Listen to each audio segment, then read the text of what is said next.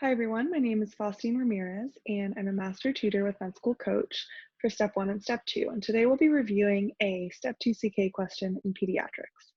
So let's get started and read the stem. A 6-month-old girl is brought to the pediatrician by her mother because of a 2-day history of vomiting and poor feeding. Her mother recently introduced solids into her diet.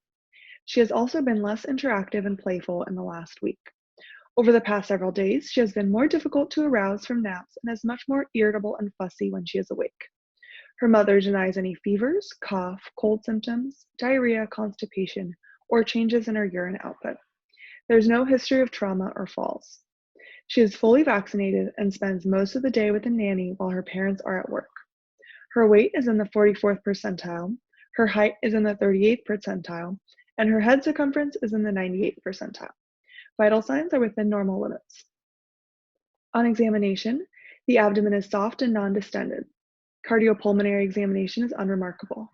The anterior fontanelle is bulging, and funduscopic examination reveals bilateral retinal hemorrhages. Laboratory studies are pending. Abdominal X-ray reveals posterior 6th and 7th rib fractures bilaterally. Which of the following additional findings is most likely present? So I'd like you to pause the video for a moment and try to work through this question on your own first. All right, so welcome back. Let's approach this question together. So as always, the first step when we approach a question is to read the last sentence. So to read the question itself, which of the following additional findings is most likely present?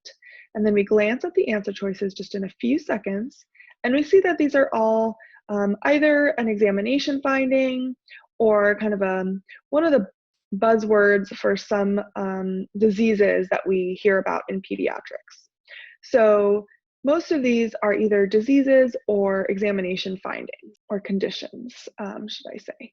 So this is just going to give us a sense of what types of things we're going to be thinking about when we read this question stem. So to me, these all give me a sense of I'm going to be looking for some type of syndrome or constellation of findings where we're given a few of them in the answer choice and we have to pick out a third or a fourth one that goes along with the findings that were presented in the question stem. So again, this is going to be one of those two-step questions where we have to identify what the most likely diagnosis is in the stem and then answer a specific question about it.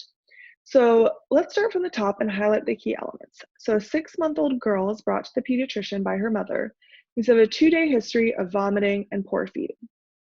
Her mother recently introduced solids into her diet. She has also been less interactive and playful over the past week. Over the past several days, she has been more difficult to arouse from naps and is much more irritable and fussy when she is awake. Her mother denies any fevers, cough, cold symptoms, diarrhea, constipation, or changes in her urine output. There is no history of trauma or falls. She is fully vaccinated and spends most of her day with a nanny while her parents are at work. Her weight is in the 44th percentile, her height is in the 38th percentile, and her head circumference is in the 98th percentile. So for pediatrics questions, I'd like to put in a plug to remind you to always pay attention to these growth parameters.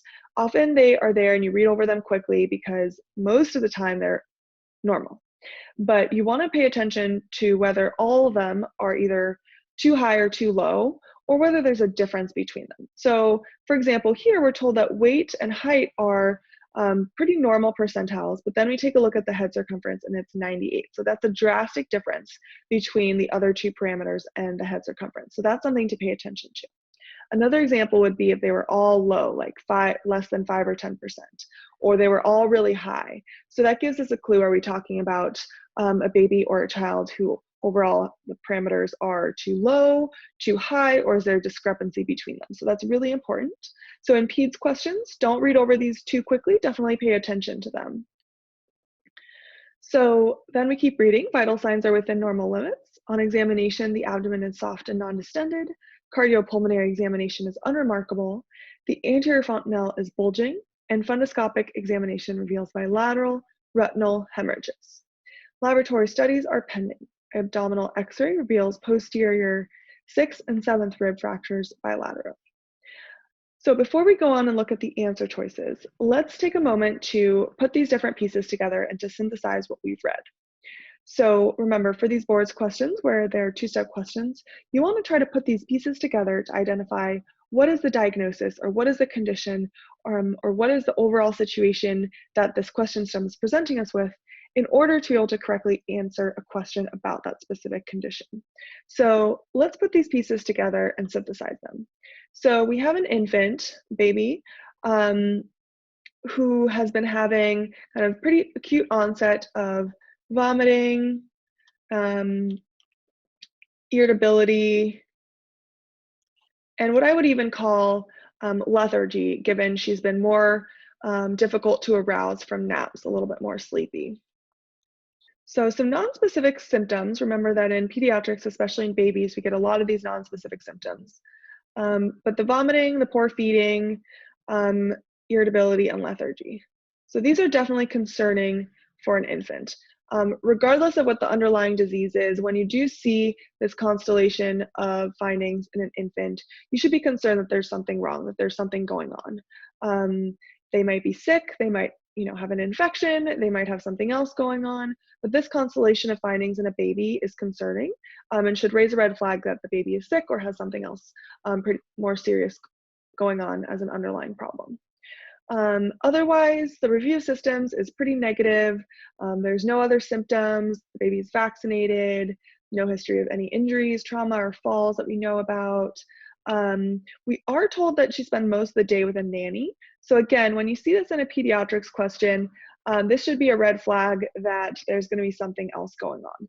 Often we see this in questions about intoxications. We see this in questions about potential things that could happen when the parents are not watching, because parents are ultimately going to be the best caregivers for the baby, and if the baby's spending most of their time with a nanny who maybe doesn't know the baby as well, or is perhaps these questions are cluing you in that maybe the other caregiver, the nanny, the grandparent, or whomever is watching the baby might not be as attentive as the parents would be. So it gives you a clue that there might be something going on that we're not aware of when the baby is either not being watched or that the parents are not aware of because they weren't there during the daytime.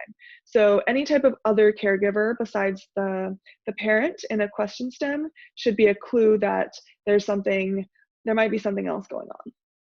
So then these growth parameters. So how would we synthesize this into words? Well, weight and height are normal percentiles, but the head circumference is 98th percentile. So if we were to synthesize this and put a word on it, we would call this macrocephaly.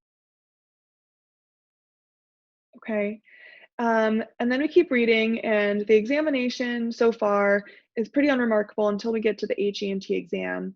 We're told that this baby has a bulging fontanelle, as well as funduscopic exam with bilateral retinal hemorrhages. And finally, lab studies are pending. They did an abdominal x-ray, likely because the baby was having vomiting and poor feeding. But on the abdominal x-ray, they actually saw the bottom ribs, and they saw that the posterior 6th and 7th ribs had fractures bilaterally. So we're going to say bilateral posterior rib fractures.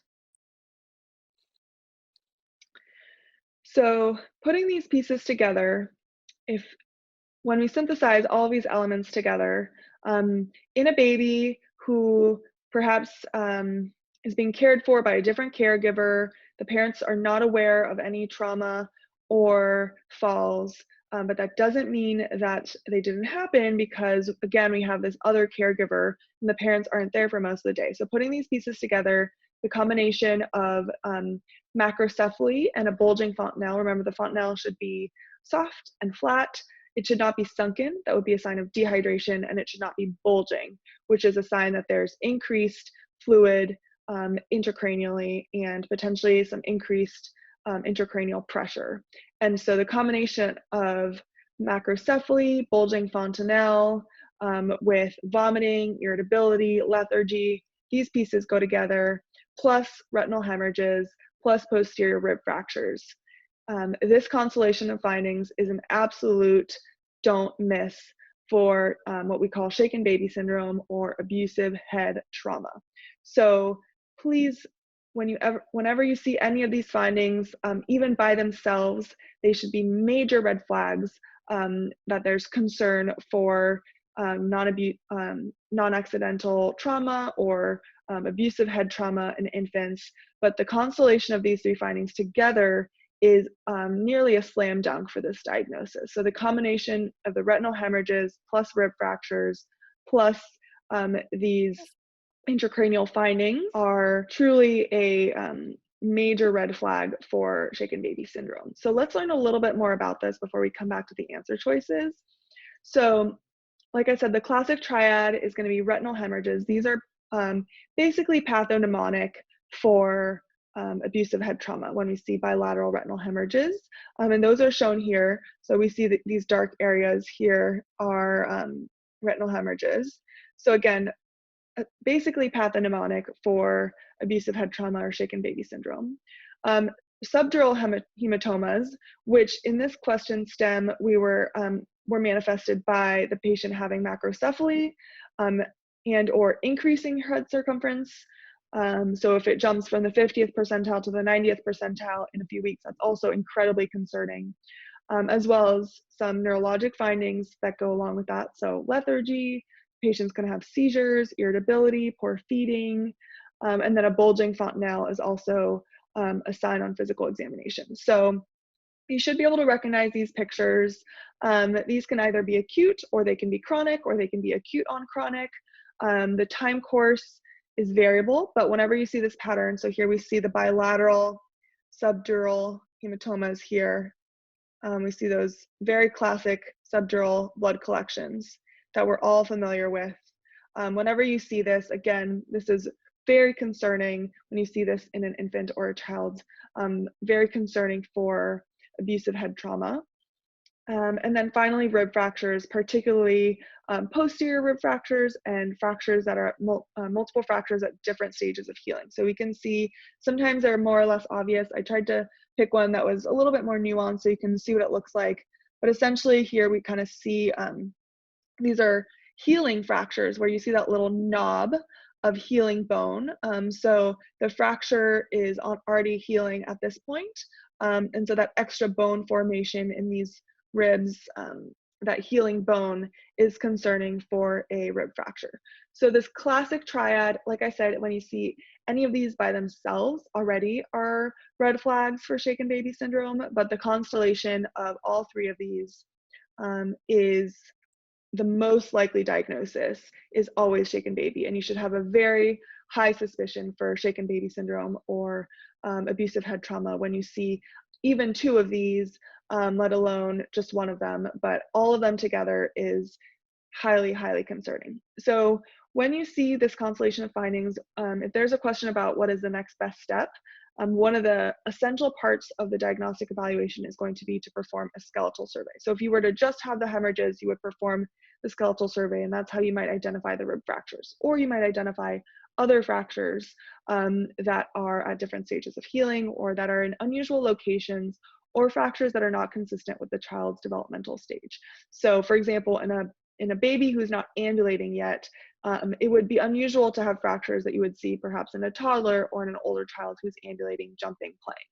So all three of these components, a head CT, a retinal ophthalmologic examination, and then a skeletal survey, are all essential parts of the diagnostic evaluation. So if it's not a question about diagnosis and it's a question about workup and you're asked what to do next, if you haven't done the head CT, you should. If you haven't done the funduscopic or ophthalmologic examination to look at the retina, you should do that. And if you haven't done a skeletal survey, you absolutely have to do that as well. So these are all key components of this workup when there's concern for non-accidental trauma or abusive head trauma or shaken baby syndrome. So again, hopefully you'll never forget this pattern again. This is really important, not just for pediatricians, but for all providers to be aware of this. As providers, we are mandated reporters of child abuse. And if you see any of these findings, either on the boards or in your practice, please pay attention to them and maintain a high level of suspicion for abusive head trauma and non-accidental trauma in children. So let's take a look at our question again. Let's look at our answer choices. So working through these, intussusception, this age could have been consistent with intussusception, but there are too many other findings, including the bulging fontanelle and the retinal hemorrhages that are not consistent with intussusception, although vomiting in a 6-month-old, certainly you could think about that if there weren't these other findings. So that one we can cross off. So the rest of these are going to be findings that are either seen in other syndromes that have macrocephaly, or other causes of other things that could be associated with macrocephaly, right? Because that's one of the key findings in the STEM is the macrocephaly. So intracranial hamartoma. So you may remember that this is an important part of the tuberous sclerosis syndrome. And although tuberous sclerosis certainly does present with macrocephaly, and you could have a hamartoma or something that is causing either hydrocephalus or macrocephaly in these children, there would not be any retinal hemorrhages. And so the constellation of these findings is already too concerning for abusive head trauma. So we can cross that one off. Cutaneous neurofibromas, this would be seen in neurofibromatosis.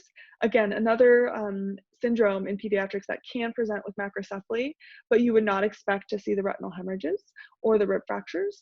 You might see, for example, other findings in the eye, but those would not be presenting with retinal hemorrhages. So again, neurofibromatosis is one of the conditions that does present with macrocephaly, but not with the other findings. So again, less likely in this situation. Blue sclera, so you may remember that this is part of the constellation of findings for osteogenesis imperfecta. And osteogenesis imperfecta is one of the medical mimics of child abuse that often gets pitted against shaken baby syndrome or child abuse. When there's some concern for child abuse, people often use this as a potential explanation for example, the rib fractures or fractures. They might say, oh, it's because they have this underlying condition, but there are some very characteristic features of the fractures seen in child abuse versus the fractures seen in osteogenesis imperfecta. And so osteogenesis imperfecta, again, you would not expect to have these other findings. And so all of these are possibilities on the differential, but the point of this question is to show you that the constellation of these findings, the macrocephaly, the bilateral hemorrhages in the eyes, and the rib fractures, the three of those things together are non-accidental trauma is so much more likely than any of these other three. And so when you see those three findings together, you essentially, it's nearly a slam dunk diagnosis, and you shouldn't be searching for other medical explanations when the most likely explanation for those three findings together is abusive head trauma. So we can cross that one off. Bilateral subdural hematomas. So this sounds like it could be right. Let's take a look at the other ones.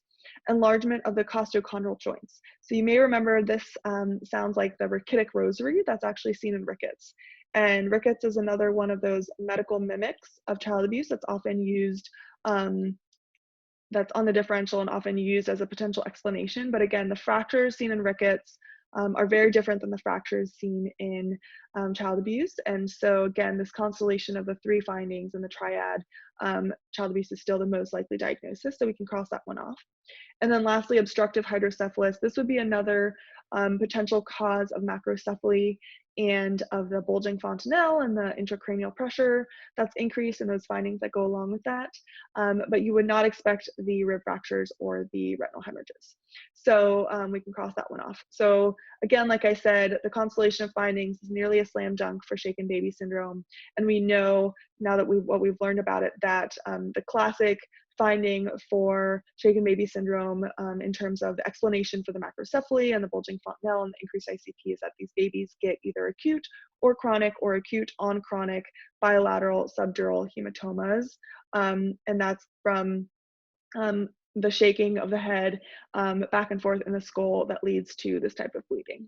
So this is the most most likely additional finding that would be seen with this question stem. So again, make sure that this pattern is something that you have stuck in your mind forever. Whenever you see it, it's nearly a slam dunk for shaken baby syndrome, and maintain a high level of suspicion for abusive head trauma, even when you see just one of these findings by themselves, especially if you see 2 or 3 altogether, that makes it even more likely. All right, so that wraps up our question of the week. Thanks so much for listening.